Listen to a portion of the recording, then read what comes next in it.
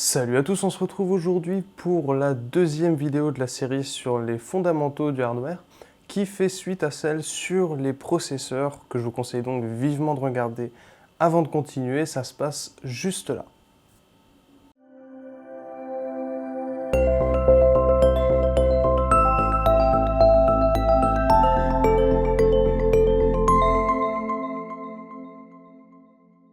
Nous allons donc nous attaquer à la deuxième partie de cette série dans laquelle nous allons essayer de trouver un endroit où loger notre processeur, mais pas que. La carte mère, c'est en quelque sorte notre support / plan de travail. Elle va accueillir et interconnecter les différents composants nécessaires au bon fonctionnement de notre machine. Pour ce faire, elle dispose de nombreux circuits imprimés, de connecteurs divers et variés, et aussi de beaucoup d'électronique. Mais nous allons commencer par le socket qui va justement accueillir notre processeur.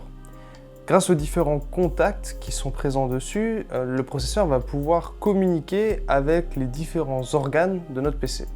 En fonction de la marque et du modèle de processeur choisi, le socket peut varier. On a par exemple actuellement le 1151 chez Intel. Alors 1151, ça indique en fait le nombre de pins qu'il y a sur le socket. Et du côté d'AMD, on a le nouveau socket AM4 et TR4 pour les Threadripper. Comme dit dans la précédente vidéo, le processeur va pas mal devoir communiquer avec la mémoire qui se branche pas loin du tout sur des connecteurs DIMM, Dual Inline Memory Module.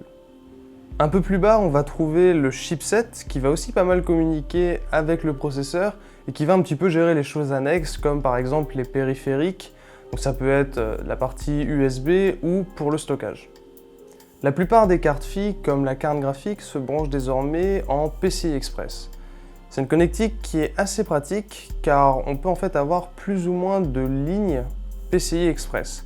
Alors en fait, ces lignes sont comparables à des tuyaux, donc plus on a de lignes PCI Express, plus on a de débit. C'est pour ça qu'on retrouve des connecteurs PCI Express 4 fois, donc qui ont 4 lignes PCI Express, mais aussi des connecteurs PCI Express plus longs, en 16 fois, qui vont pouvoir avoir beaucoup plus de débit, pratique pour les cartes graphiques par exemple. On a ensuite aussi évidemment de la connectique extérieure pour l'utilisateur, avec de l'USB, de l'Ethernet, ce genre de choses. Et en effet, c'est aussi sur la carte mère que se trouvent les différents contrôleurs et puces qui vont pouvoir gérer tout ça. Parlons compatibilité maintenant. En fait, quand vous allez devoir choisir votre carte mère, il faudra déjà vérifier que le socket corresponde avec le processeur que vous avez choisi. Si vous avez choisi un processeur sur socket AM4 par exemple, il vous faudra une carte mère qui dispose d'un socket AM4. C'est aussi simple que ça. Lorsque vous allez afficher les cartes mères qui ont le socket que vous recherchez, vous verrez aussi toujours la référence du chipset dans la référence de la carte mère. Si par exemple vous cherchez une carte mère avec un chipset en Z270, vous aurez toujours le Z270 dans le nom de la carte mère. Le chipset ne pose pas de problème particulier de compatibilité, mais joue quand même un rôle important. Comme je vous le disais avant, il va vous donner accès à plus ou moins de fonctionnalités comme l'overclocking ou le SLI, ou à plus de connectiques. Dans tous les cas, le choix de la carte mère n'aura aucun impact sur les performances. En effet, la puissance de notre PC ne dépend pas du tout de la carte mère. On choisira donc souvent une carte mère pour son apparence évidemment, sa connectique, ses fonctionnalités, le support de l'overclocking, ses capacités d'overclocking, mais aussi par le bundle qui est fourni avec.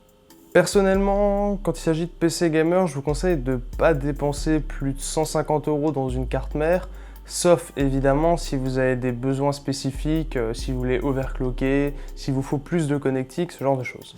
Voilà qui conclut cette partie sur les cartes mères, j'espère qu'elle vous aura plu. Si c'est le cas, n'hésitez pas à laisser un petit pouce en l'air. Vous pouvez aussi poser vos questions dans les commentaires et on se retrouve très bientôt pour la suite de cette série.